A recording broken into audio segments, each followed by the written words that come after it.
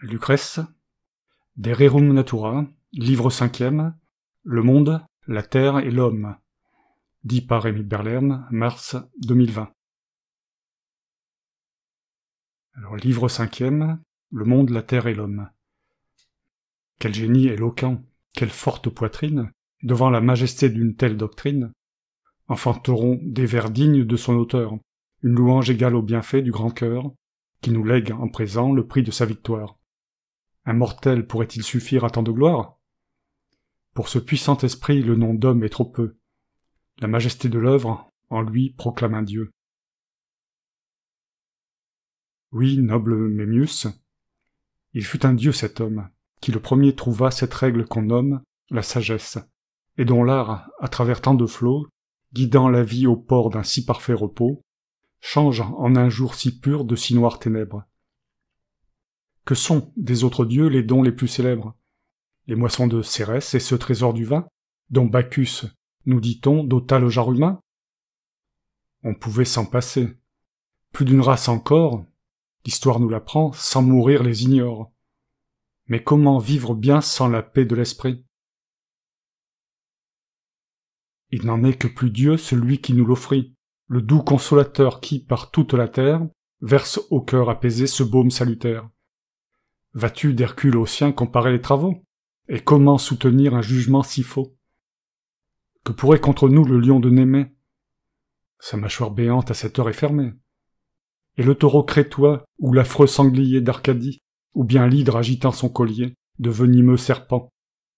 Qu'importerait, à Rome, le triple Gérion, avec ses 3 corps d'homme?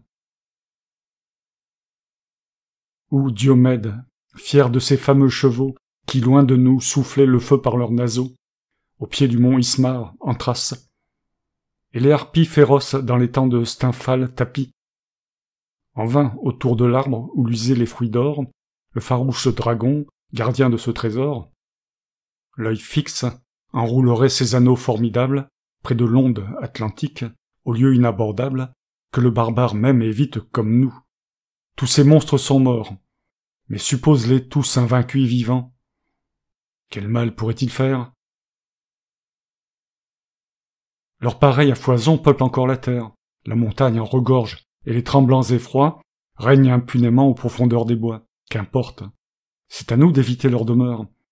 Mais si nos cœurs n'ont pas la paix intérieure, qu'ils sont mal défendus, quel combat, quel danger, quel obstiné souci les tiennent assiégés? Que d'âpres passions, que d'angoisses les rongent, luxure, orgueil, colère. En quel gouffre nous plongent les ivresses du faste et de l'oisiveté? Et lui, l'homme divin, dont le Verbe a dompté ces monstres de l'esprit, a banni ses alarmes, vainqueur par l'éloquence et non point par les armes, celui-là n'aurait pas mérité des autels, lui, surtout, lui qui parle en Dieu des immortels, qui nous dévoile enfin la nature des choses. La trace de ses pas m'a guidé vers les causes, sa voix m'a révélé le pacte créateur, la mesure et la loi de l'âge destructeur, cercle à jamais fermé que nul essor ne brise. Je t'ai fait voir d'abord l'âme, à ses lois soumises, naissant avec le corps, sans pouvoir plus que lui survivre indestructible au lien qu'elle a fui. J'ai sans rémission, convaincu de mensonges ces fantômes des morts que nous voyons en songe.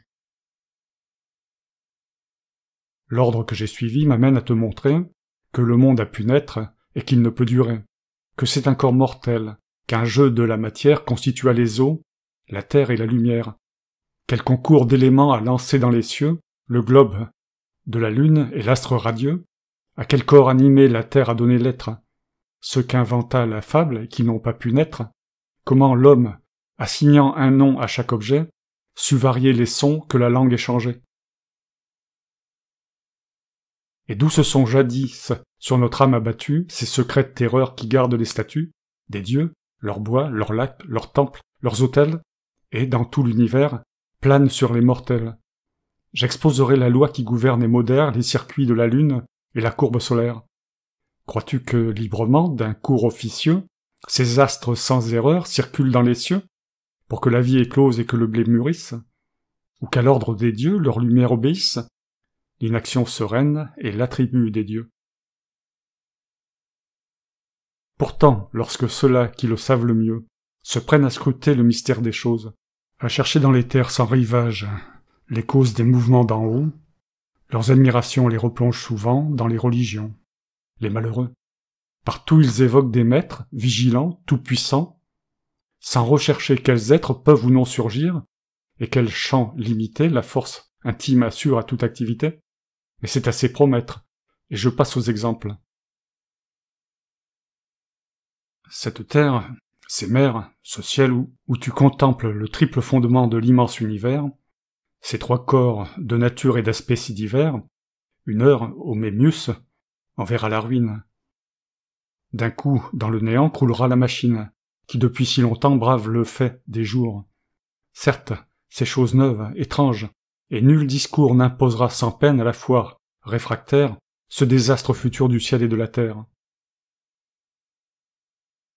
Telle est, lorsqu'elle échappe à la prise des mains, à l'examen des yeux, seul assuré chemin, qui porte l'évidence au temple où l'esprit veille, le sort de toute chose étrangère à l'oreille, dont l'homme entend le nom pour la première fois. Je parlerai pourtant. Peut-être qu'à ma voix avant peu répondra celle du fait lui-même. Peut-être entendras-tu sonner l'heure suprême.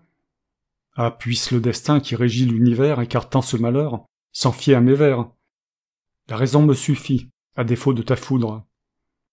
L'heure du spasme affreux qui doit réduire en poudre, dans les convulsions d'horribles craquements, ce globe, secoué jusqu'en ses fondements. Avant que le destin par ma bouche prononce son arrêt, plus sacré 100 fois qu'une réponse, d'Apollon, et plus sage en dépit du trépied, où sous l'arbre du dieu la sibylle s'assied, j'affermirai ton cœur par des notions saines, contre les préjugés dont nous traînons les chaînes, de peur qu'instruit à voir dans la terre et la mer, la lune et le soleil, et les feux de l'éther, autant de corps divins d'éternelle nature, tu n'ailles accuser d'inexpiables injures.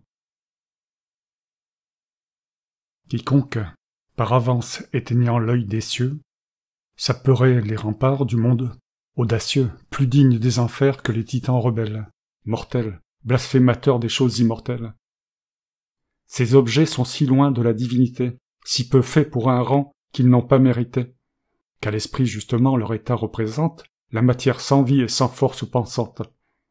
Ne crois pas qu'au hasard l'âme ou le jugement, en tout corps, quel qu'il soit, germe indifféremment. Quel arbre vit dans l'air? Quel poisson hors des ondes? Cherches-tu le nuage au sein des mers profondes, des sucs dans le rocher, ou du sang dans le bois? Les forts sont leur siège où les fixent leurs lois. Loin des nerfs et du sang, l'âme ne peut éclore. Le put-elle? Son nid serait dans l'homme encore, sous le crâne à son gré dans l'épaule ou l'orteil. Elle irait s'établir.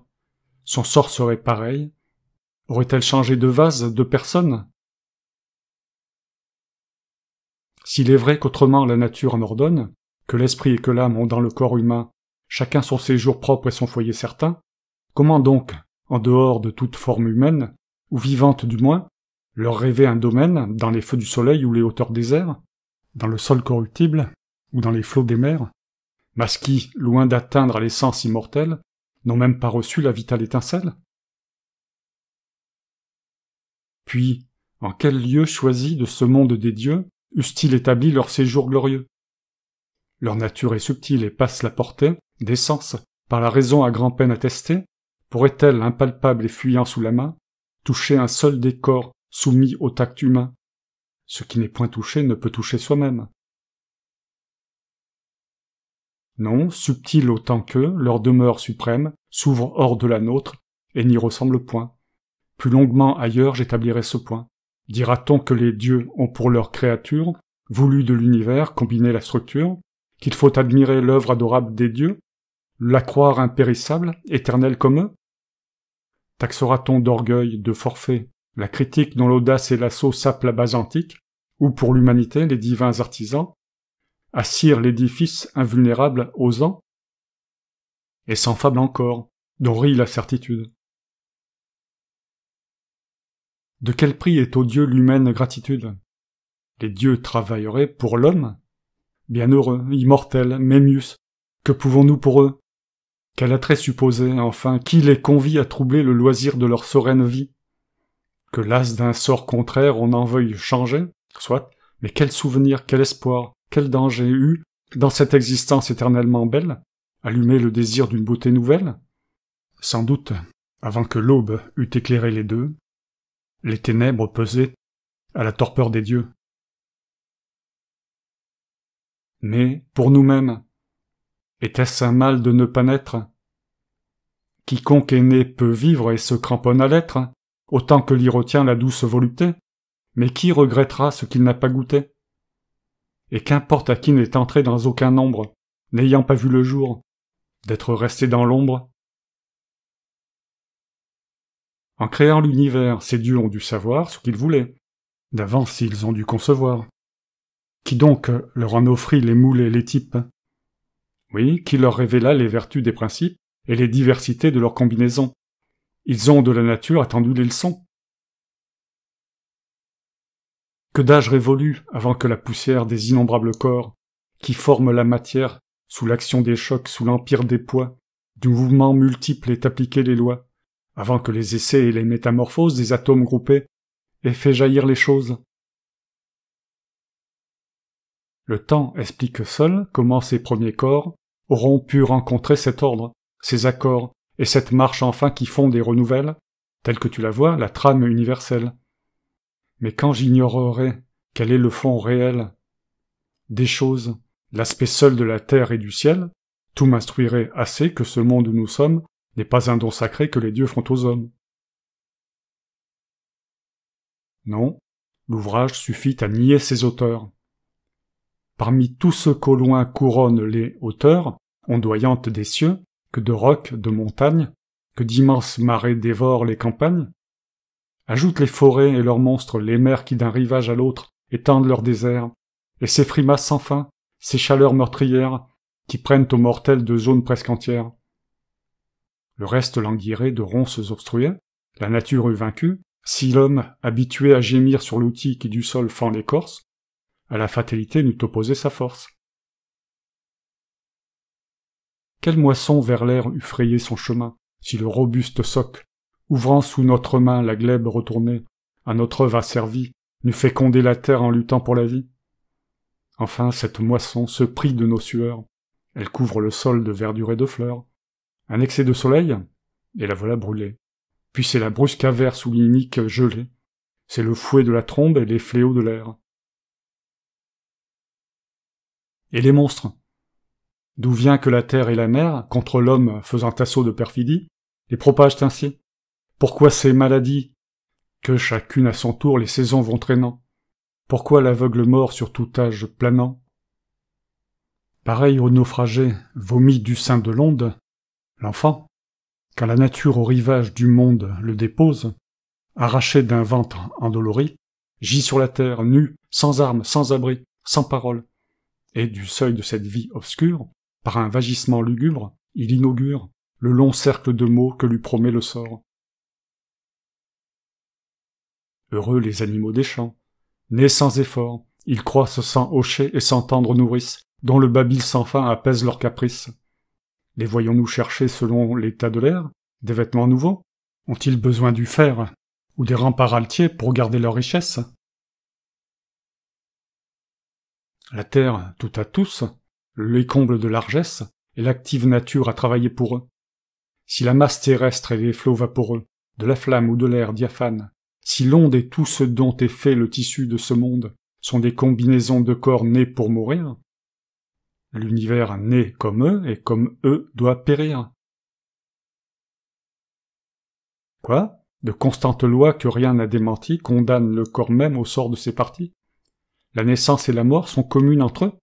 Et moi, lorsque je vois ces membres monstrueux s'épuiser et renaître, il me faudrait donc taire le destin assuré du ciel et de la terre, leur naissance passée et leur future mort? Ne dis pas, Mémius, que je préjuge à tort le sort de l'air, du feu, de la terre et de l'onde, leur nature mortelle et la perte féconde qui lie à leur déclin leur renouvellement. Et la terre, d'abord, songe qu'à tout moment les soleils assidus la rongent, que sans trêve le choc pressé des pas l'écorche et la soulève, en tourbillon poudreux, en nuages mouvants, qu'éparpille dans l'air le caprice des vents. Compte ce qu'en limon la pluie en extravase, ce qu'en cède la rive au fleuve qui la rase. À nourrir d'autres corps, tout corps décroît d'autant, ce qu'il donne, il le perd. Puis donc il est constant que la terre et la mer est le tombeau des choses. C'est le cours alterné de leur métamorphose qui vide et qui remplit ses flancs, toujours ouverts. De même pour les lacs, les sources et les mers. La descente sans fin des torrents et des fleuves ne tarit-elle pas l'afflux d'eau toujours neuve? Quel mot en dirait plus? Mais les pertes de l'eau la ramènent toujours, en somme, à son niveau. À mesure enlevant tout ce qui surabonde, le fouet des aquilons rase les champs de l'onde. Le soleil radieux attire et pompe au vol ce qui ne s'en va pas dans les pores du sol, filtre des éléments aqueux, où chaque source reprend incessamment de quoi fournir sa course, sur la terrestre écorce et suivre sans tarir la route qu'une fois son élan put s'ouvrir. Et l'air, chaque heure en fait changer la trame entière. Quels innombrables flux et reflux de matière versent incessamment dans cette mer sans bord, pour le leur rendre un jour ce qui coule des corps. Si les retours constants ne suivaient les sorties, toute chose en air se serait convertie. C'est donc, puisque la forme est un vase qui fuit, que l'air retombe et rentre en ce qui le produit. Parlerai-je du jour, blancheur toujours nouvelle qui du foyer céleste incessamment ruisselle? La source intarissable épanche flot sur flot. La lumière nourrit la lumière, il le faut. À chaque jet qu'il tombe, il s'en perd quelque chose. Lorsqu'entre en terre et ciel la brume s'interpose, au-dessous de l'écran tout à coup nous voyons, par cette ombre tranchée, s'éteindre les rayons et s'assombrir la place où passe le nuage.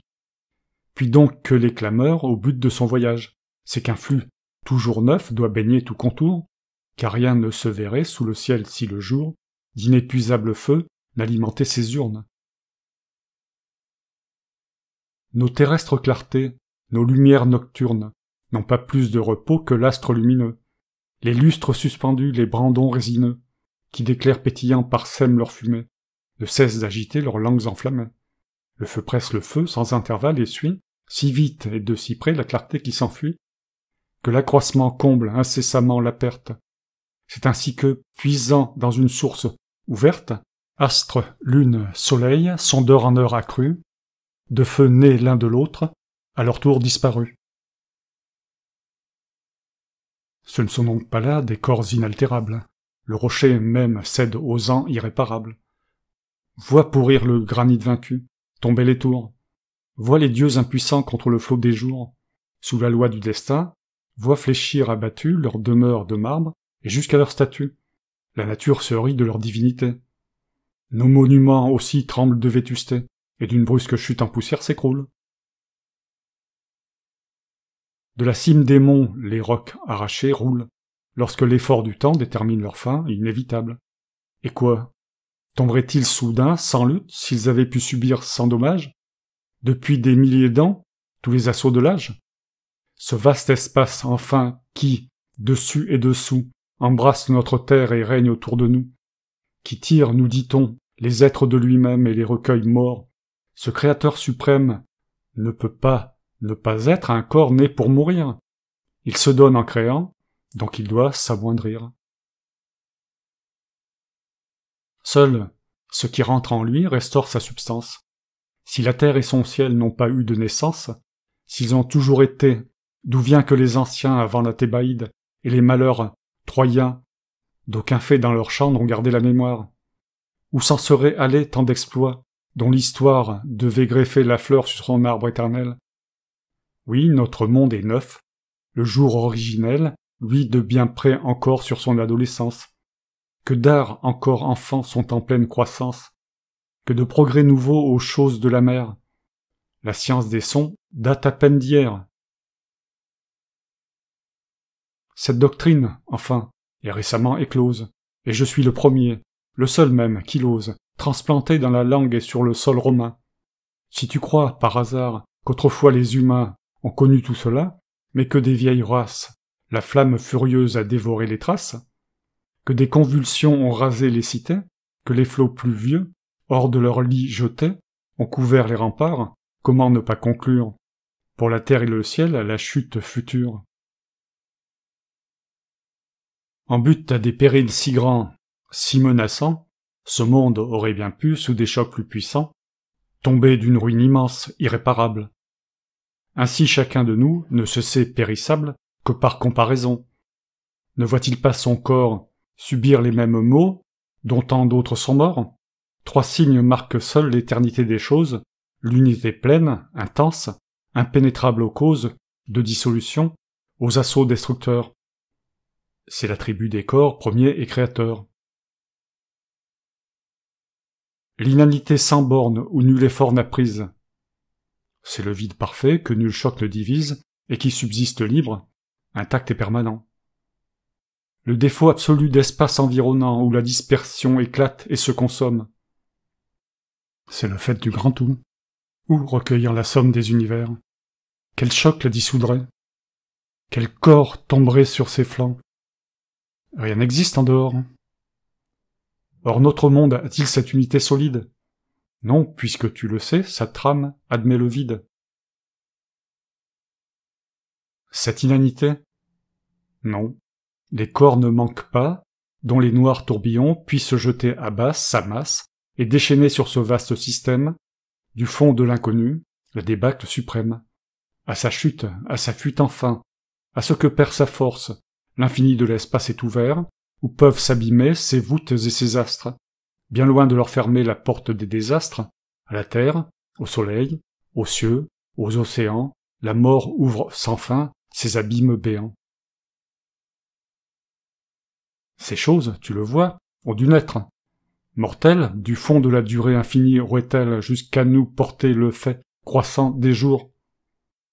Vois l'univers en proie aux obstinés retours d'un combat corps à corps. Se peut-il qu'une chute n'impose pas un terme à l'implacable lutte?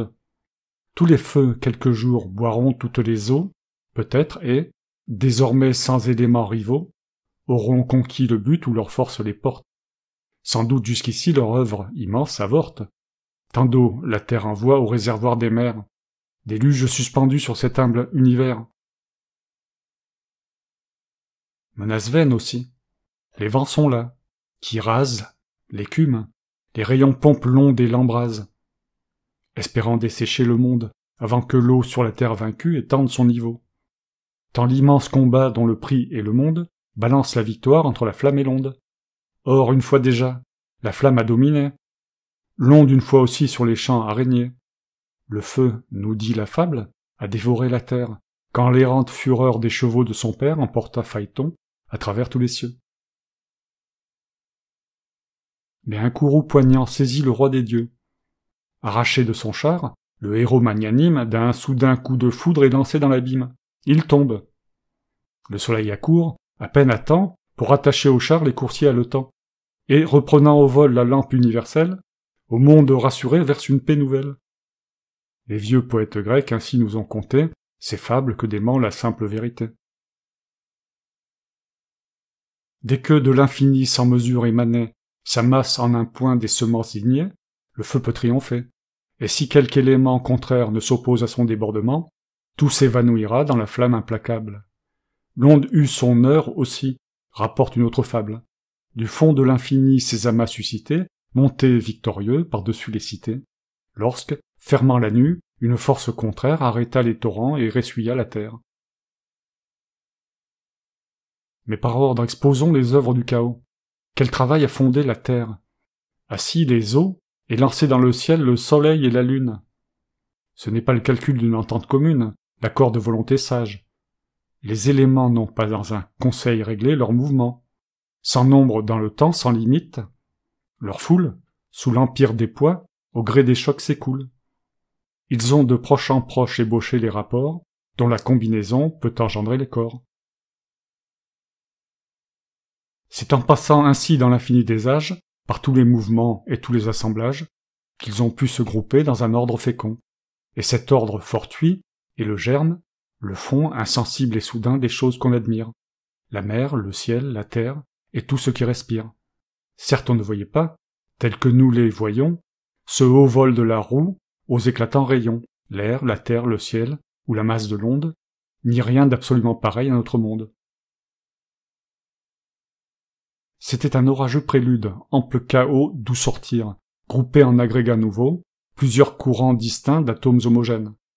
Alors notre univers, dégagé de ses chaînes, ordonna, disposa ses membres déployés.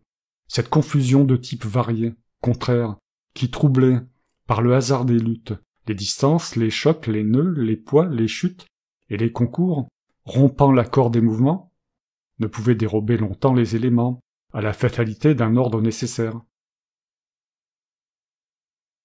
Bientôt le ciel profond s'éloigna de la terre, l'eau vint se concentrer dans le lit de la mer, et les feux épurés jaillirent vers les terres. En bloc central d'abord, assemblés par leur masse, les corps les moins glissants, les plus lourds, prirent place, volontiers, au-dessous de ce qui fut le ciel. Et plus intime était le lien mutuel, plus sa force exprimait la substance de l'onde. La lune, le soleil et les voûtes du monde, tous atomes ténus, ronds, polis, et d'un vol plus léger que ne sont les éléments du sol. Dégagé le premier des mailles de la trame, jaillit l'éther, chargé des germes de la flamme, tirant à lui les feux dont il soutient l'essor. Ainsi quand le soleil baigne de pourpre et d'or ces perles du matin que son ardeur consume, les fleuves et les lacs exhalent une brume, et la terre elle-même au loin paraît fumée. La vapeur se condense et monte et va fermer, d'un rideau nuageux, la céleste étendue. Ainsi de toutes parts, en tous sens épandue, la matière subtile, autour des cieux jetant les réseaux condensés de son voile flottant, de son avide étreinte enseignit toutes choses. Les deux clartés des airs dans ses plis sont écloses. Chacune dut rouler entre les deux grands corps, trop pesants pour monter jusqu'au suprême bord, leur globe, trop légers pour s'attacher au nôtre, loin du fond, loin du fait, errent entre l'un et l'autre. Ni la terre n'a pu les fixer, ni l'éther. Et membres du grand tout, dans le milieu de l'air, comme des corps vivants leurs masses évoluent. N'avons-nous pas aussi des membres qui remuent, tandis que quelques-uns demeurent en repos? Libre ainsi de l'éther et du feu, sous les eaux, la terre ouvrit la fosse, où la mer engouffrée développe aujourd'hui son ampleur azurée. Et plus les feux du ciel et les rayons du jour, de leur vive morsure entamant son contour, vers le centre poussait et contractait sa masse, plus les acres sueurs qu'exhalait sa surface, accroissaient de leur flot le champ mouvant des mers, plus les germes ailés des flammes et des airs s'échappaient de ses flancs, pour épaissir loin d'elle en voile radieux la voûte universelle. Les plaines s'abaissaient, mais le sol tout entier ne pouvait en tout lieu également plier, le roc ne pouvait pas descendre, et les montagnes, de leur fait, croissant, dominaient les campagnes. Le globe par son poids, sur lui-même, s'assit. La vase universelle, en tombant, s'épaissit, et coula tout entière à fond, comme une lie. Au-dessus de la mer sur le sol établi, se développa l'air, puis les terres constellées. Le corps le plus subtil fut par l'autre exhalé. Le plus léger de tous, comme le plus fluide, sur l'océan du ciel, les terres toujours limpides, coulent sans se mêler aux flots inférieurs, qu'il abandonne au vent, aux foudres, aux fureurs des tourbillons. Il marche et, carrière sereine, règle l'essor constant des astres qui l'entraînent. Rien ne peint mieux ce vol mesuré de l'éther que les retours certains qui maintiennent la mer dans l'uniformité d'une allure immuable. Quelle cause préside au cours invariable des étoiles? Mes chants vont la déterminer. D'abord, l'orbe du ciel peut lui-même tourner. Il suffit que, pressant, environnant ses voûtes, par deux courants égaux, l'air lui trace deux routes, l'une supérieure et qui tend au sommet, où les feux scintillants se meuvent à jamais, et l'autre, en sens contraire, ouverte sous l'espace.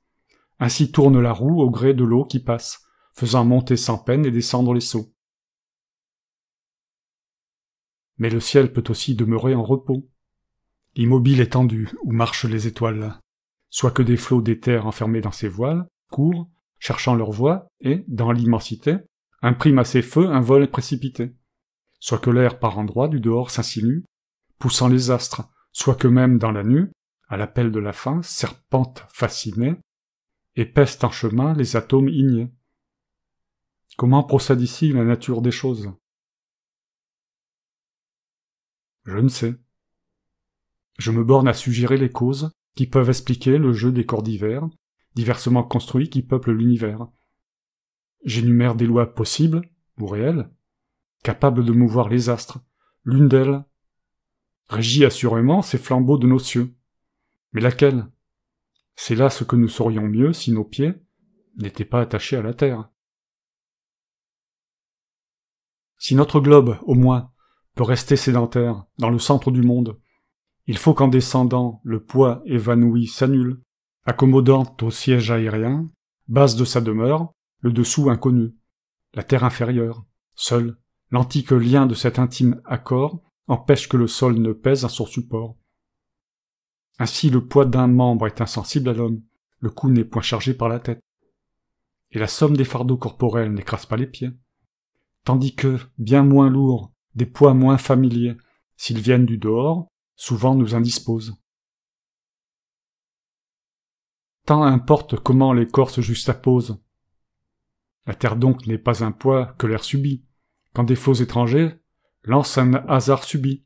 Non, conçu avec l'air et formé en son onde, ce qu'est le membre au corps, la terre l'est au monde. L'orage en l'ébranlant sur elle ébranle tout. Tout ce qu'elle soutient tremble du même coup. Il faut donc qu'un lien, cet exemple l'atteste, rattache notre globe au fluide céleste. Par leurs racines, l'air, et la terre et le ciel, tiennent dès l'origine au fond substantiel, et leur accord remonte à l'unité suprême. L'âme n'est-elle pas la subtilité même? Elle soutient pourtant le lourd fardeau du corps. Si forte est l'unité qui fonde leur rapport, quand le corps soulevé fend l'air d'un bond rapide, l'âme agit, l'âme seule au mouvement préside. Vois quelle force imprime un tissu délié à la masse du corps auquel il est lié. L'âme gouverne l'homme et l'air porte la terre. Le disque lumineux du soleil ne peut guère être moindre ou plus grand que nous ne le voyons. De si loin qu'un feu puisse envoyer ses rayons et souffler jusqu'à nous sa chaleur pénétrante, ni le corps enflammé, ni sa masse apparente ne semblent amoindris par cet éloignement. Le soleil, dont l'ardeur et le rayonnement parviennent à nos sens et dore la nature, est donc à très peu près égal à sa figure. La lune, qu'elle darde d'un éclat emprunté, ou que de son corps même émane sa clarté, ne peut, dans les deux cas, dépasser l'étendue qu'à sa forme éclatante assigne notre vue. Car tout ce que l'on voit dans l'épaisseur de l'air est loin d'offrir aux yeux ce profil net et clair, qui sur l'azur des nuits d'une ligne si ferme accuse le contour de l'orbe qui l'enferme. Si j'en crois son éclat, la lune, au front des cieux, est telle que d'en bas nous la montrent nos yeux. Enfin, puisque les feux qu'on aperçoit sur terre, si loin qu'ils soient de nous, semblent ne changer guère, dans l'un ou l'autre sens, tant que distinctement l'œil peut les suivre et voir trembler leur flamboiement, jugeons ceux de l'éther par leur grandeur sensible. S'ils s'en écartent, c'est d'un fil imperceptible. Faut-il nous étonner que l'astre radieux lance, étant si petit, un tel torrent de feu, qui pénètre de flammes et de lumière inonde la terre et l'étendue? Il se peut que le monde, pour les épancher mieux, assemble en ce contour tous les flots dispersés du grand fleuve du jour, qui, filtrant à mesure en cette unique source, d'un jet toujours accru, s'élance et prend sa course. Ainsi baignant les prés un mince filet d'eau, peut inonder les champs d'un flux toujours nouveau. Ainsi, faible au début, l'épanchement solaire échauffe tout entier l'espace qu'il éclaire. Il suffit que l'air même à cet embrasement prête de proche en proche un docile aliment. Ne vois-tu pas soudain couver au sein des herbes une seule étincelle et incendier les gerbes? Peut-être aussi qu'autour du sublime soleil, un visible cortège aux grands flambeaux vermeils se pressent mille feux incolores, matière où s'avivent les traits de l'ardente lumière. Mais comment du soleil expliquer les retours, et que d'un signe à l'autre oscillant dans son cours, sitôt que du solstice il a touché la borne, du torride Cancer il passe au Capricorne? Pourquoi faut-il enfin, quand le champ est pareil à la lune un seul mois, une année au soleil? La cause en est complexe et la raison hésite. Posons d'abord la loi du sage Démocrite. Plus les astres, dit-il, sont rapprochés du sol, moins le rapide éther en peut hâter le vol.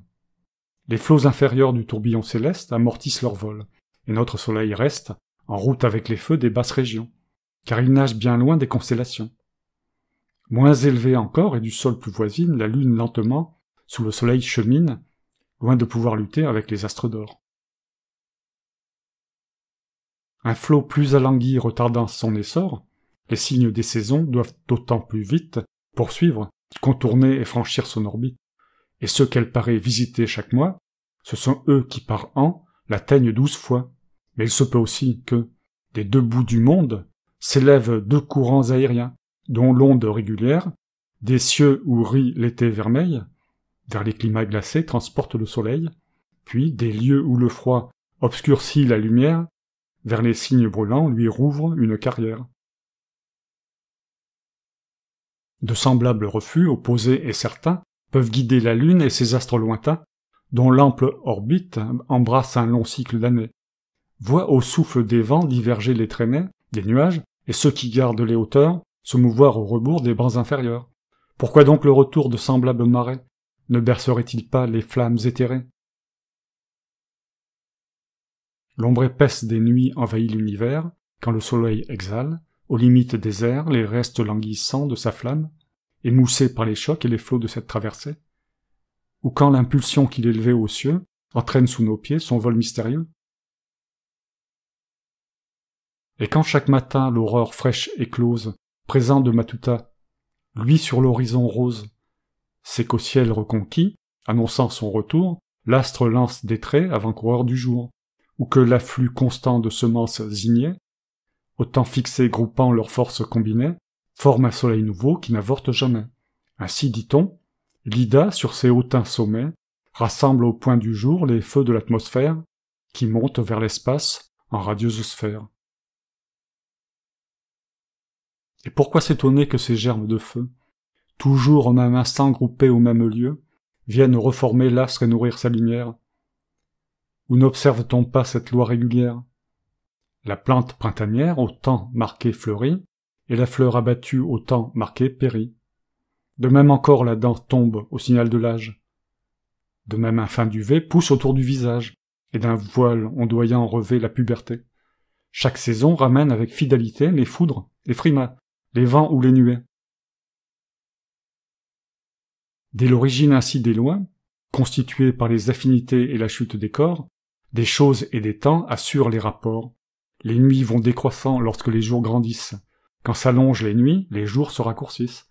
C'est donc que, tour à tour céleste et souterrain, voyageur oscillant, l'astre hésite en chemin et coupe l'étendue en deux parts inégales, auxquelles, tour à tour, il rend les intervalles, que sur l'une ou sur l'autre a prélevé son cours, jusqu'au signe où les nuits sont égales au jour. Lorsqu'il atteint ce nœud, ce pivot du système, également distant de chaque bord extrême, point central où l'austère balance l'aquilon, il touche le milieu de l'oblique sillon que son cours annuel décrit, selon la pente de l'orbite étoilée, ou sa route serpente, tels les sens des plans qui figurent aux yeux. L'ordre et les mouvements des astres dans les cieux, ou bien l'air sous la terre est plus dense par place, le soleil vacillant que l'obstacle embarrasse n'émerge qu'à grand-peine au ciel oriental, et l'hiver, attendant le radiosignal, retient sur l'horizon ses longues nuits tardives. Ou même, est-ce la loi des saisons successives qui hâte et ralentit les feux dont le concours doit faire au temps marqué surgir l'astre des jours? Si l'éclat de la lune est un reflet solaire, il faut, pour que son orbe entièrement s'éclaire, qu'elle reçoive en plein la clarté qu'elle rend. Il faut que face à face avec l'astre mourant, son lever le domine et monte à l'opposite. Sa lumière croît donc en raison de sa fuite, et plus, de signe en signe à mesure glissant, au devant du soleil, son disque redescend, plus sa splendeur se voile et par degrés s'écoule. Tel est pour ceux qui font de la lune une boule, tournant sous le soleil, le jeu des lunaisons, et l'esprit volontiers se range à leur raison. Sa lumière, d'ailleurs, serait-elle immanente, qu'on rendrait compte encore de sa marche alternante. Il suffit qu'on suppose un autre corps jumeau, suivant pour l'offusquer le nocturne flambeau, que sa nature opaque aux yeux humains dérobe. Ne peut-on pas aussi voir dans la lune un globe qui, mi-parti d'argent, roulerait dans les airs, montrant tantôt sa face et tantôt son revers.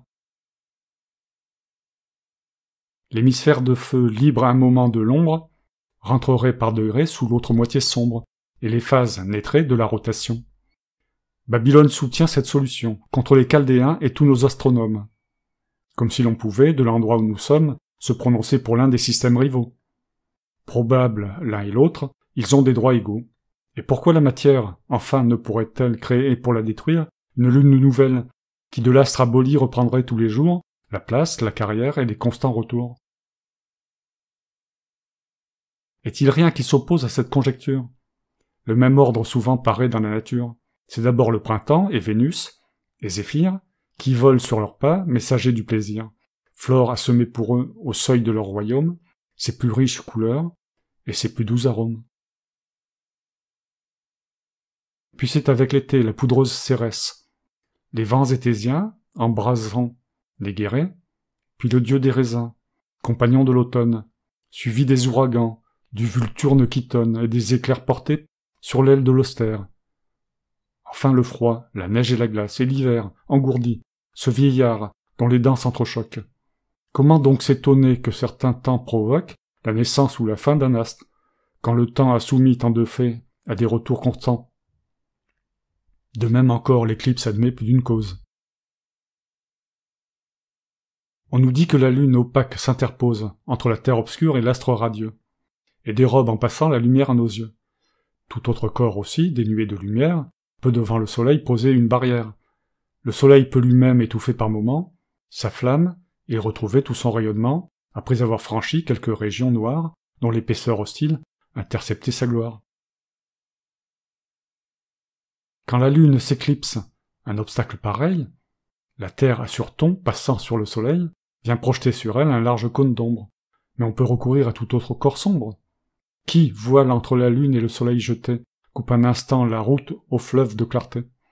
Et si la lune enfin, lui de sa propre flamme, ne peut-elle en chemin rencontrer quelque trame, qui l'entrave un moment et dévore ses feux? Maintenant que tu vois comment les gouffres bleus ont pu donner naissance au corps qui les habite, par quel pouvoir la lune et le soleil gravitent, la force qui produit leur révolution, pourquoi ces yeux du monde, éclipsant leurs rayons, livrent soudain la terre aux ombres qui la couvrent, et fermés un moment sur l'univers se rouvrent.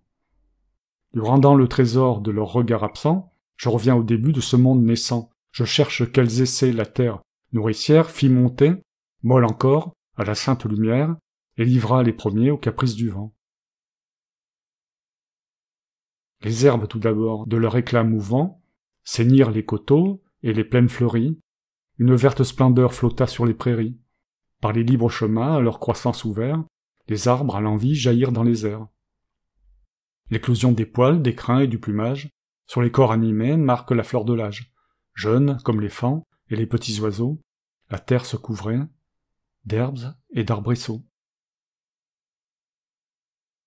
Ensuite elle créa les espèces mortelles, sans nombre, fruits divers des glèbes maternelles. Leurs types ne sont pas descendus de l'éther, certes, ni projetés du fond du gouffre amer. Ils sont tous le produit et l'œuvre de la terre. Ses enfants, elle a bien gagné le nom de mère. Aujourd'hui même encore, des êtres animés par la chaleur et l'eau, dans ses flancs sont formés. Comment douter qu'alors sa puberté féconde, sous l'étreinte du ciel adulte, ait mis au monde de plus robustes corps et des fils plus nombreux. 1000 tribus d'oiseaux, abandonnant leurs œufs, aux rayons printaniers déployèrent leurs ailes. Ainsi quand vient l'été, la cigale nouvelle dépouille son fourreau de chrysalide et fuit, cherchant vie et pâture, où l'instinct la conduit. La terre, mûre alors pour les races humaines, sous l'humide chaleur qui saturait les plaines, fit éclore, partout le lieu s'y prêtait, des bourgeons qu'en ses flancs leurs racines implantaient, au vert qu'à son heure ouvrit l'effort du germe.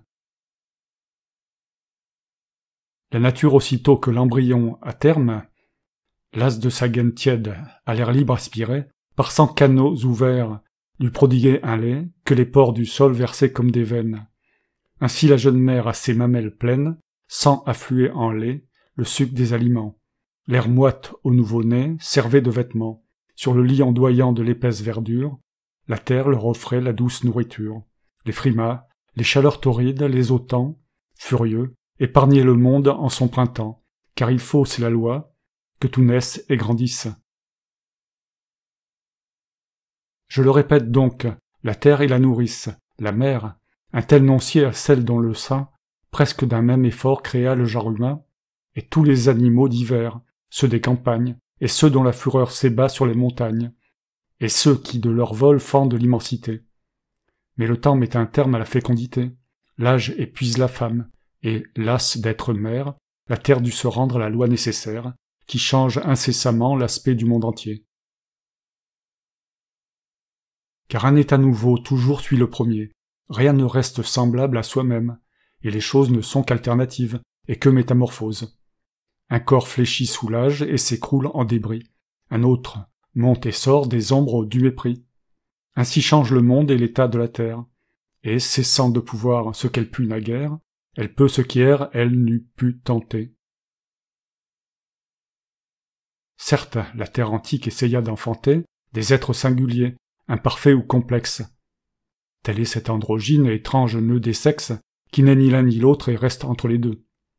Les uns rampant sans pieds, d'autres sans mains, sans yeux, ceux-ci privés de bouche et ceux-là de visage, ou, de membres confus, stériles assemblages, incapables d'agir et de se diriger, de saisir une proie ou de fuir un danger. Monstres que prodiguait la terre en sa jeunesse, mais en vain. La nature en proscrivait l'espèce, ni pâture pour eux, ni fécondes amours.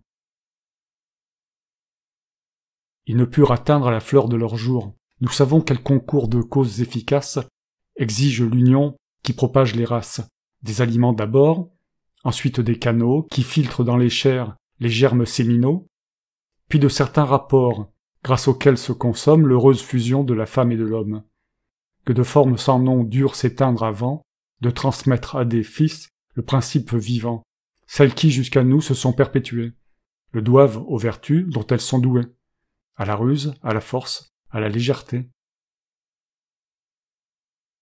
D'autres ont survécu grâce à l'utilité qui les recommandait à notre patronage. L'astuce a préservé le renard, le courage, les farouches lions et leurs cruels rivaux, l'agilité, les cerfs. Mais les chiens, cœurs loyaux, au vigilant sommeil, et les bêtes de somme ont mérité les soins tutélaires de l'homme. Les laineuses brebis, les bœufs et les troupeaux, loin des monstres de proie, ont cherché le repos, et les pâtis épais à leurs loisirs propices, bien que nous leur donnons, pour prix, de leur service. Quant aux déshérités, ceux qui ne sont point faits pour vivre indépendants ou payer en bienfaits leur pâture assurée et la tutelle humaine, jusqu'à l'instant fatal de leur perte certaine, ils gisaient, enchaînés par l'implacable sort, victimes de la force et butin de la mort. Mais la terre jamais n'a conçu de centaure. Jamais le groupe hybride où la fable incorpore deux lambeaux mal soudés de types si distincts, si différents de mœurs, de nature et d'instinct, n'a pu réaliser cette unité factice. Le plus simple bon sens en fait prompte justice. 3 ans pour se former suffisent au poulain. Au même âge, l'enfant quitte à peine le sein, et bien souvent la nuit le cherche encore en rêve. Quand le cheval est vieux et, défaillant, soulève à grand-peine le fait de son corps languissant, c'est alors que la fleur de l'âge adolescent semble en duvet léger sur notre joue éclore, et l'homme et le cheval vivraient dans le centaure. Un contour unirait 2 êtres si divers. Que dire des Scylla, dérobant sous les mers une meute de chiens liés à leur ceinture?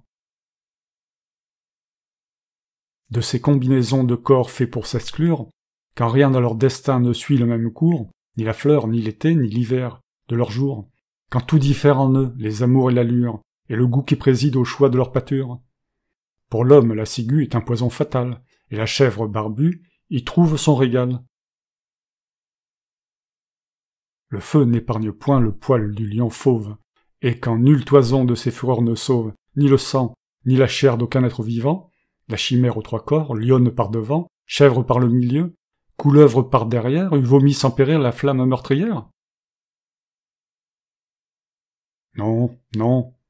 La nouveauté de la terre et des cieux, mot qui sert de prétexte à 100 contes oiseux, n'a jamais enfanté ces formes fantastiques. Autant prétendre aussi que les hommes antiques, dans le premier essor de leurs membres géants, pouvaient d'un bond franchir les vastes océans et faire d'une main tourner l'orbe du monde. Qu'en fleuve radieux l'or coulait comme l'onde, ou que les fleurs des bois étaient des diamants. Sans doute, pour suffire à ces enfantements, la terre disposait de germes innombrables. Rien n'implique pourtant ces jeux invraisemblables, ces mélanges confus de bizarres tronçons. Les types végétaux, les herbes, les moissons, que sans relâche encore nous prodigue la terre, sans se mêler jamais, gardent leur caractère. Chaque chose a sa ligne, et rien n'a dépassé le cercle initial où le genre est fixé. Lorsque l'homme apparut sur le sein de la terre, il était rude encore, rude comme sa mère. De plus solides os soutenaient son grand corps, et des muscles puissants entendaient les ressorts. Peu de chocs entamaient sa vigoureuse écorce, le chaud, le froid, la faim. Rien n'abattait sa force. Des milliers de soleils l'ont vu, nus sous le ciel, errer à la façon des bêtes. Nul mortel ne connaissait le faire, nul de ses bras robustes ne traçait de sillons et ne plantait d'arbustes. Point de socre courbé, alors, point de ces faux qui des grands arbres vont trancher les vieux rameaux. Les bienfaits de la terre et des cieux, les largesses du soleil, c'étaient là nos uniques richesses. Satisfaits de ces dons spontanés, nos aïeux sous les chênes des bois paissaient insoucieux, ou bien sous l'arbousier leurs mains cueillaient ces baies, que les hivers encore empourprent dans Noé. Dans ces temps reculés, le sol plus généreux leur prodiguait des fruits plus gros et plus nombreux, et, large table offerte à la naissante vie, la nature épandait sa nouveauté fleurie. Invité par la rive, il buvait au ruisseau. Ainsi tombant des monts, la fraîche voix des eaux appelle encore au loin les bêtes altérées. Vers la nuit, il gagnait les demeures sacrées, des nymphes, d'où les flots des sources, et penché en nappe sur le flanc des humides rochers, de chute en chute allait au sein des mousses vertes, jaillir et bouillonner dans les plaines ouvertes. Les usages du feu leur étaient inconnus, ne sachant même pas faire, à leurs membres nus, un grossier vêtement des dépouilles des bêtes, aux cavités des monts se cherchant des retraites, tapis sous les forêts, de broussailles couverts, ils évitaient la pluie et l'injure des airs. Point de rapports amis, point d'action commune. Ravisseurs du butin livré par la fortune, chacun se conservait, chacun vivait pour soi, la faim était leur guide, et la force leur loi.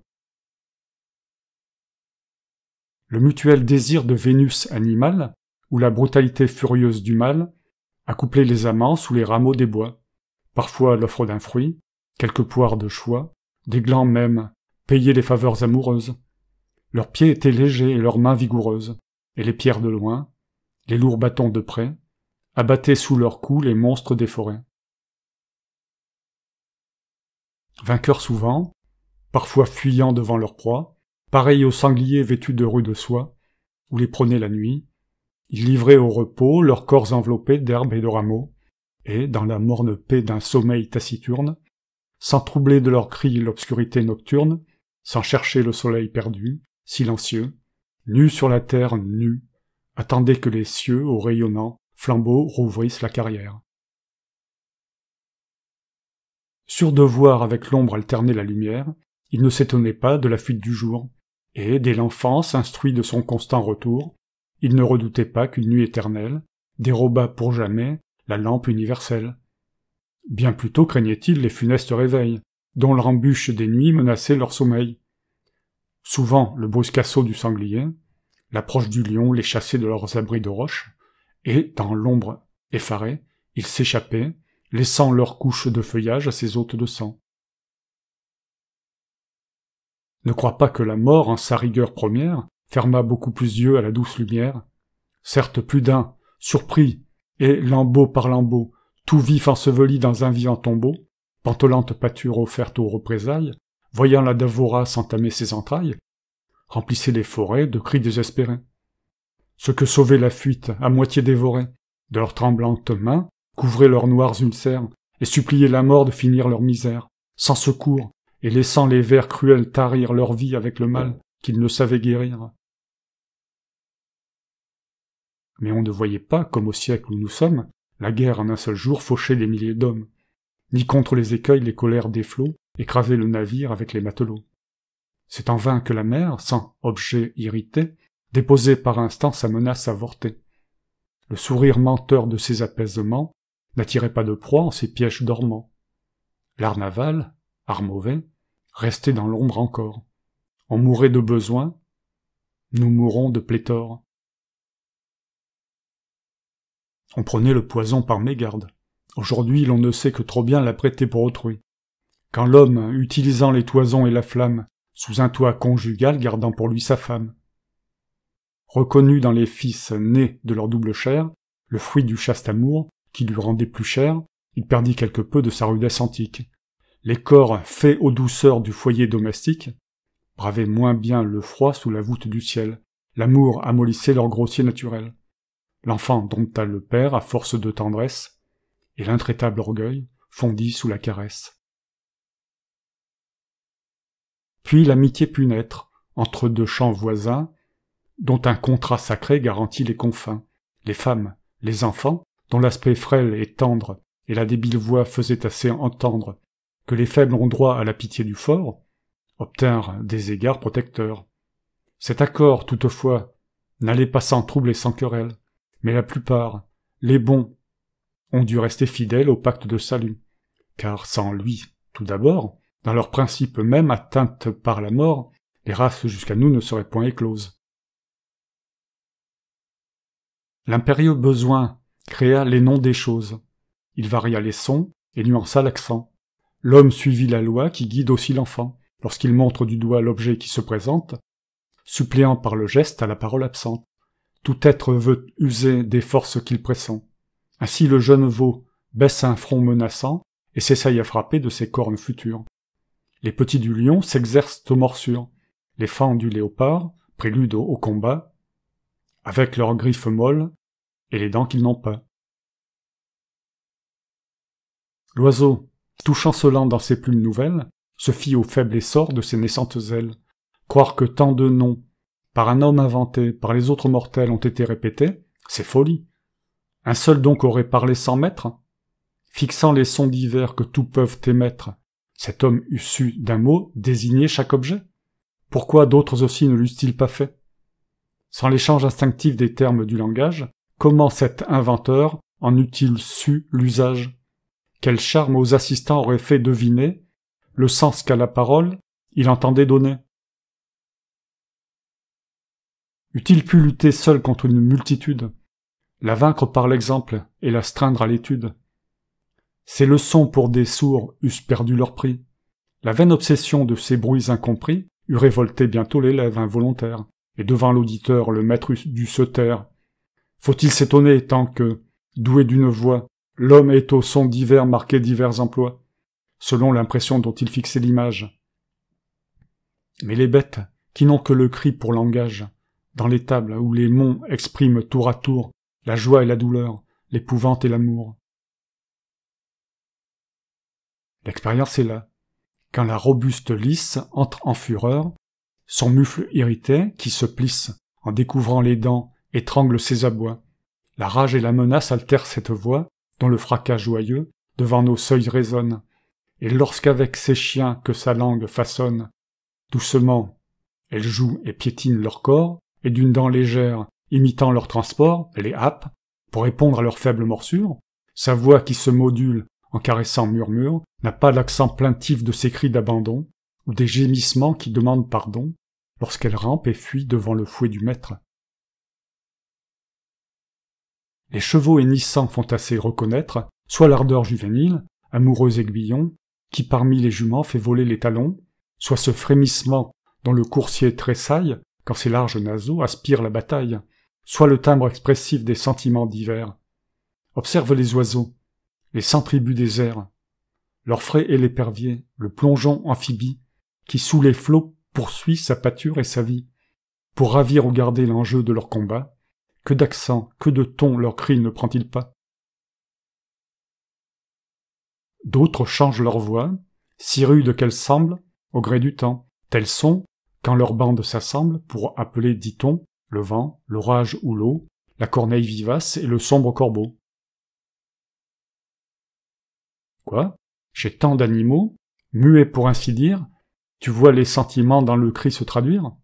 Et l'homme n'aurait pu, l'homme fait pour parler, user des sons divers qu'il sait articuler? Le bienfait de la flamme est un autre mystère. Tu cherches d'où le feu descendit sur la terre, C'est un don de la foudre, universel foyer. Ne vois-tu pas encore tout le ciel flamboyer, quand des chocs inconnus allument les nuées? Et puis dans les forêts, par les vents remués, les arbres corps à corps s'entrechoquent, le bois s'échauffe, les rameaux fument, et, par endroits, jaillit du frottement l'éclair du feu ruisselle. Peut-être aussi doit-on la première étincelle au hasard spontané de ces brûlants conflits, à la cuisson des mets par la flamme assouplie. Le soleil nous guida, lui qui mûrit la grappe, et de ses traits vainqueurs amollit ce qu'il frappe. Les plus puissants esprits, les plus adroites mains, purs de jour en jour, assurés aux humains, grâce au feu nourricier, des ressources nouvelles. Les rois sur les cités dressant des citadelles, refuges et remparts, taillèrent à chacun sa part dans le troupeau, son lot du champ commun, d'après l'aspect du corps, la force et le courage. Car la force était tout, et beaucoup le visage. Leur vint ensuite l'or, qui de leur primauté sans peine dépouilla la force et la beauté. Car les beaux et les forts, entraînés dans le nombre, font cortège aux plus riches, et marchent dans son ombre. Ah, la pauvreté sage est le suprême bien. Avoir besoin de peu, c'est ne manquer de rien. Mais quel mortel jamais prit la raison pour guide? Cherchant à sa fortune un fondement solide, chacun veut être grand, illustre et révéré, et voit dans l'opulence un loisir assuré. Vain espoir. Ces lutteurs, en aspirant aux cimes, encombrent des chemins pendant sur des abîmes. L'envie au-dessus de tonnes et par-dessus bord les précipite, obscurs, au gouffre de la mort. Mieux vaut l'obéissance et la paix sans histoire que le leurre du trône et la soif de la gloire. Va, laisse-les semer sur le chemin glissant.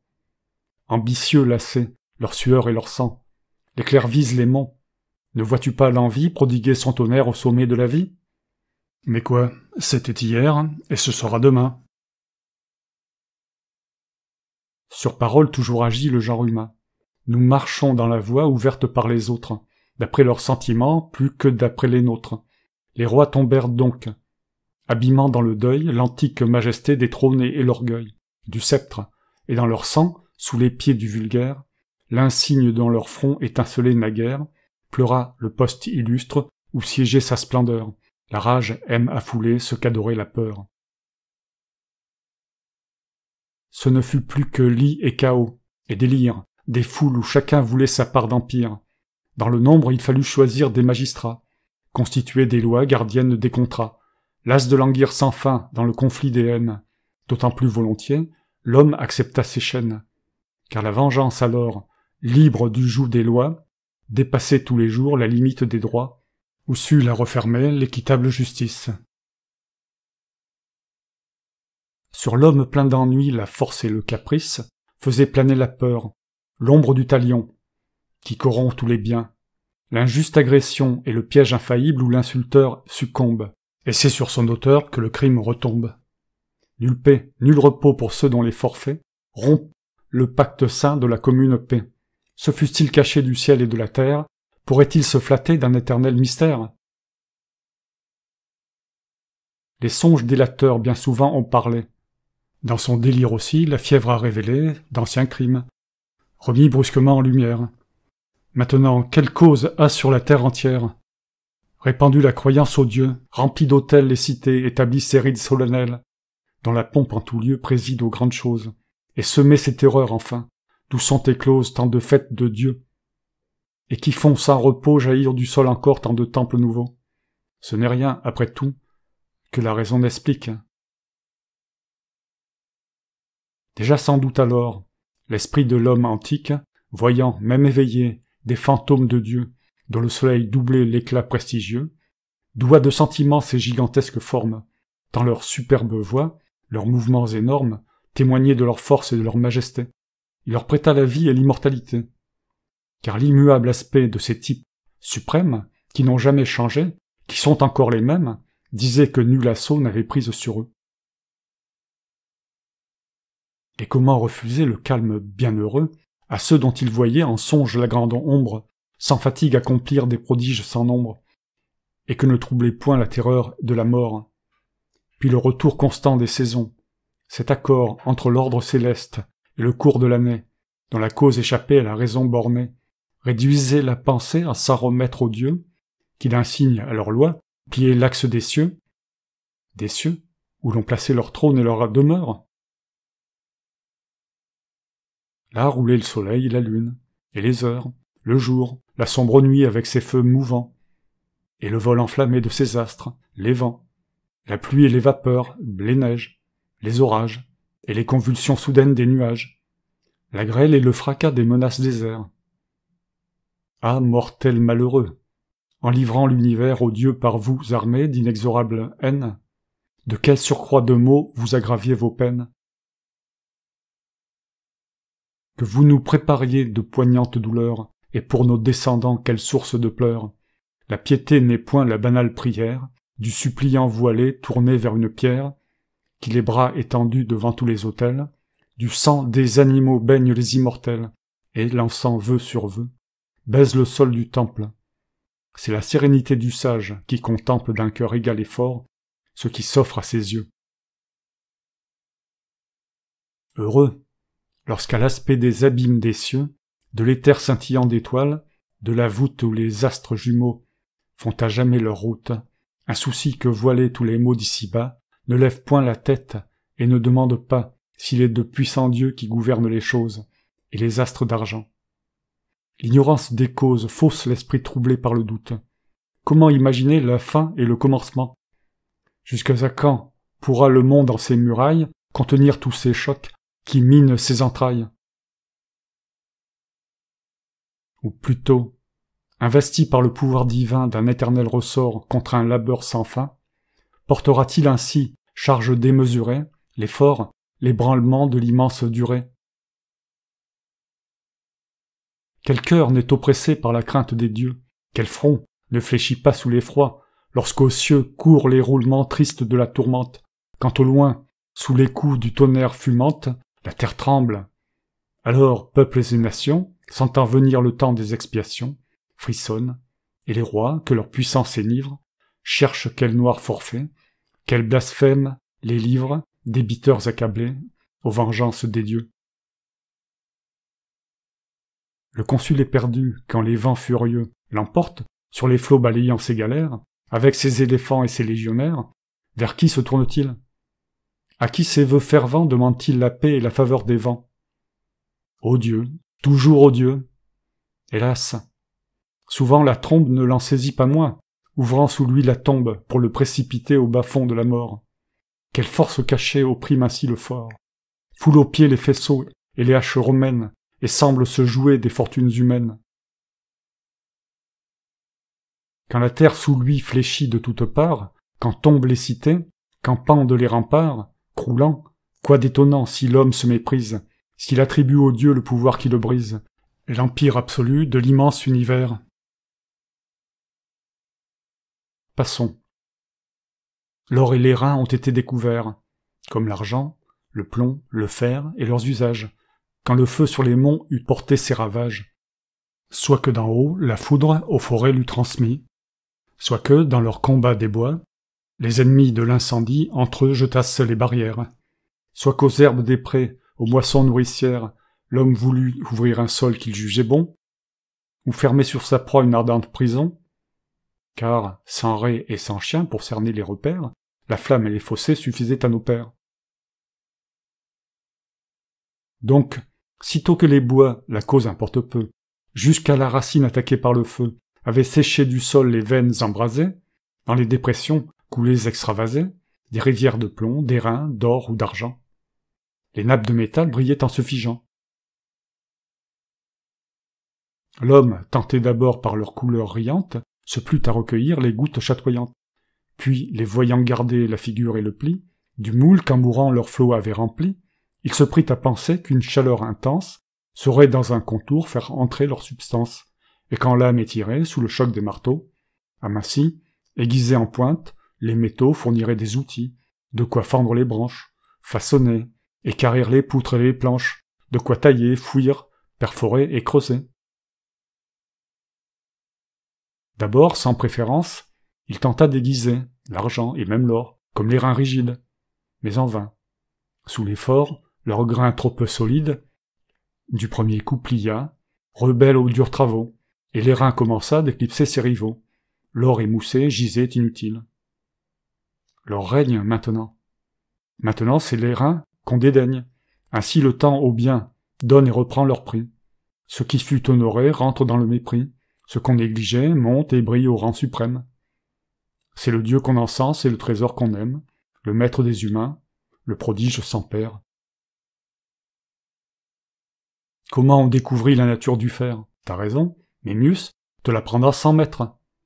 Pour arme, la nature à nos premiers ancêtres donna les dents, les mains et les ongles, pour traits les cailloux, les rameaux arrachés aux forêts.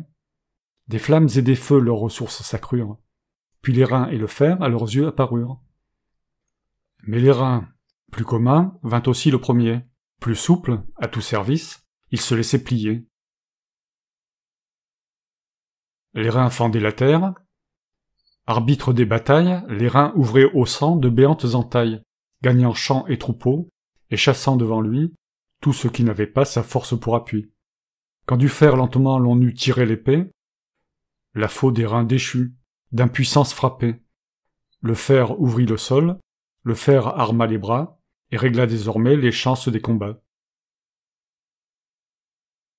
L'homme, sur un coursier affrontant les alarmes, les rênes d'une main et de l'autre ses armes, ignora longtemps l'art d'atteler 2 chevaux, puis 4, et de monter des chars armés de faux. Plus tard, chargés de tours, aguerris au carnage, les bœufs de Lucanie apprirent de Carthage à brandir sur l'effroi des débiles humains, ces trompes, noirs serpents qui leur servent de main. Et tout ce que la guerre enfanta d'épouvante, tous ces engins de mort que la discorde invente, l'un de l'autre naissait, progression d'horreur. Pour vaincre, on essaya de toutes les fureurs, exerçant les taureaux aux charges meurtrières, lâchant des sangliers cruels. Des belluaires, de farouches gardiens, devant les légions des Parthes, retenaient en lest des lions. Mais en vain, échauffés par l'ardeur du carnage, ces monstres, au hasard de leur aveugle rage, se ruaient, secouant leurs cimiers chevelus. Les chevaux reculaient, ils n'obéissaient plus, au frein. Rien ne calmait leurs âmes, affolées. Rien ne les ramenait. À travers les mêlées, les lionnes jetaient leurs bonds de rang en rang, et, présentant leur gueule aux braves, déchirant l'échine des fuyards de soudaines morsures, dans les corps abattus, liés par leurs blessures, elles rivaient leurs griffes et leurs robustes crocs. Les sangliers craquaient sous les pieds des taureaux, dont les cornes fouillaient le ventre et les entrailles, des chevaux terrassés. Semant les funérailles, broyant les fantassins avec les cavaliers, les sangliers perçaient leurs propres alliés, et teignaient de leur sang le fer brisé des lances. En vain, pour se garer des obliques défenses, les chevaux éperdus se cabraient dans les airs, et brusquement trahis par leurs jarrets ouverts, ils ébranlaient le sol du fracas de leur chute. La fuite, la terreur, le tumulte, la lutte chez les monstres blessés rallumaient les instincts que l'éducation semblait avoir éteints. Leurs maîtres les voyaient sans pouvoir les reprendre, esclaves libérés, dans les champs se répandre. Ainsi même aujourd'hui, dans la plaine échappée, main éléphant qu'un trait, sans l'abattre à frapper, s'enfuit en écrasant ceux qu'il devait défendre. Mais quoi, c'était dans l'ordre. Et j'ai peine à comprendre comment l'homme n'a pas prévu les mots hideux ou devait le conduire à un jeu si hasardeux. Peut-être est-ce une erreur à la fois répandue, sur les globes sans nombre épars dans l'étendue, plutôt qu'un travers propre à notre coin des cieux. Encore l'espoir de vaincre, utile chez nos aïeux, moins de part à laisser de pareils stratagèmes, que la soif de tuer en périssant eux-mêmes. Mal servis par le nombre et les armes, du moins, du deuil de leurs rivaux, ils succombaient témoins. La natte apparemment précéda le tissage, qui vint après le fer, puisqu'il en est l'ouvrage. Car le fer seul a pu, pour tramer un réseau, façonner tant d'engins délicats, le fuseau, la navette sonore, et la marche et les lames. Les hommes ont tissé la laine avant les femmes. Le mâle étant créé plus fort et plus adroit, l'essai de tous les arts lui revenait de droit. Puis le dur laboureur, honteux d'un soin si lâche, aux mains de sa compagne abandonnant la tâche, se choisit des travaux dignes de ses efforts, mieux faits pour affermir son courage et son corps. C'est de l'exemple offert par la mère nature que vint l'art de planter, la greffe et la culture. Les glands, les fruits tombés des arbres, à leurs pieds, renaissent en essaims d'arbrisseaux printaniers, qui, mariés par l'homme aux branches maternelles, permirent de planter des essences nouvelles. Et d'essai en essai, dans l'enclos bien-aimé, l'homme vit, par son zèle et ses soins réformés, chaque fruit dépouillé son âpreté sauvage. Les forêts, sur les monts reculant d'âge en âge, livraient à ses efforts la plaine les coteaux, et, joyeux, alentour des lacs et des ruisseaux, se déployaient les prés, les moissons et les vignes, rehaussés d'oliviers bleuâtres dont les lignes couraient à travers champs des pentes aux ovallons. Comme à notre campagne aujourd'hui nous mêlons les arbres et les fruits, ces fécondes parures dont l'éclat varié borde et clôt nos cultures. L'homme apprit des oiseaux à moduler des sons, ses lèvres imitaient leur limpide chanson, avant de faire entendre aux oreilles ravies les poèmes ornés de douces mélodies. Les soupirs de la brise à travers les roseaux préludaient aux accords des rustiques pipeaux. Puis, le tour arriva des plaintes amoureuses, qu'au lieu des airs, au bord des clairières ombreuses, la flûte répandit sous les doigts des chanteurs, la flûte, invention du loisir des pasteurs. Ainsi montait au jour de la raison humaine tous ces arts que le temps sur notre route amène, et vers l'heure où l'esprit et le corps sont dispos, où la faim apaisée invite au doux repos, leur charme apprivoisé l'humanité naïve. Dans les gazons épais couchés près d'une eau vive, sous quelque haut ombrage, à peu de frais heureux, nos pères dans l'oubli se délassaient entre eux, jouissant des beaux jours de la saison riante, qui peint de riches fleurs la terre verdoyante. Et les jeux, les propos, les rires et les voix, confuses faisaient fête à la muse des bois. Et pour s'en couronner, tressant des fleurs sauvages, en feston sur l'épaule en roulant les feuillages, la gaieté folâtrait en bon mal cadencé. Et quand ces rudes pieds, lourdement élancés, retombaient sur le sein de la vieille nourrice, quels éclats saluaient cette danse novice, tout alors était neuf et beau sous le soleil. Ils veillaient à chanter oubliant le sommeil, ils essayaient des airs, et leurs lèvres allongées, des grêles chalumeaux parcouraient la rangée. Ces jeux charment encore nos veilles, nous chantons, en mesure sans doute, et nous suivons les tons. Ah, notre jouissance est-elle plus entière que l'agreste plaisir de ces fils de la terre? Toujours le bien présent est le premier pour nous, si notre souvenir n'en sait pas de plus doux. L'objet qui lui succède enlève nos suffrages, et du passé toujours, rabaisse les ouvrages. C'est ainsi que les glands sont tombés en mépris, les lits d'herbe et de mousse ont perdu tout leur prix, et les peaux, humble robe aux animaux ravis, dont jadis la conquête éveilla tant d'envie, que l'inventeur, qui sait, périt par trahison, et qu'entre les vainqueurs la sanglante toison, arrachée en lambeaux ne leur profitait guère, les peaux ont eu leur temps. Et maintenant nos guerres, nos soucis dévorants, pour cause ont un peu d'or et de pourpre, autre enjeu, crime semblable. Encore s'il est des criminels, c'est bien nous qui le sommes. Aux tortures du froid, la nudité des hommes, n'opposait que des peaux, mais à nous, que nous font l'or et les beaux dessins figurés sur un fond de pourpre? Quel secours en pouvons-nous attendre? Un manteau plébéien suffit à nous défendre. Ainsi l'homme s'épuise ce travail en vain, il use enfin ses jours en des labeurs sans fin. Son avarice ignore où finit son domaine, et jusqu'où peut grandir la jouissance humaine. Erreur qui, loin du port au large, le poussant, a fait surgir du fond tant de flots teints de sang. Les deux astres gardiens dont les clartés jumelles suivent le mouvement des voûtes éternelles, apprirent aux mortels l'ordre assuré des temps et le retour certain des saisons et des ans. Déjà les tours flanquaient les murailles des villes, déjà la terre était coupée en champs fertiles, et de larges vaisseaux sur la mer déployaient 1000 voiles, déjà les peuples s'alliaient pour la guerre et la paix, lorsque les chants épiques recueillirent le legs des annales antiques. À peine l'alphabet était-il inventé. Au-delà tout est nuit, et dans l'obscurité quelques vestiges seuls guident la conjecture. Ainsi, murs, vêtements, marines, agriculture, armes, lois et cités, tous ces biens précieux, tous les autres trésors de l'esprit et des yeux, tableaux, marbre poli, poésie et science, sont les fruits du besoin et de l'expérience, qui s'avance à tâtons et ne s'arrête pas. Le temps donc à l'heure, évoqua sous nos pas, c'est bien que la raison tirait à la lumière. Ils s'éclairaient l'un l'autre et frayaient la carrière. L'art à son tour, prenant en main l'invention, la poussait par degrés vers la perfection. Fin du livre 5e.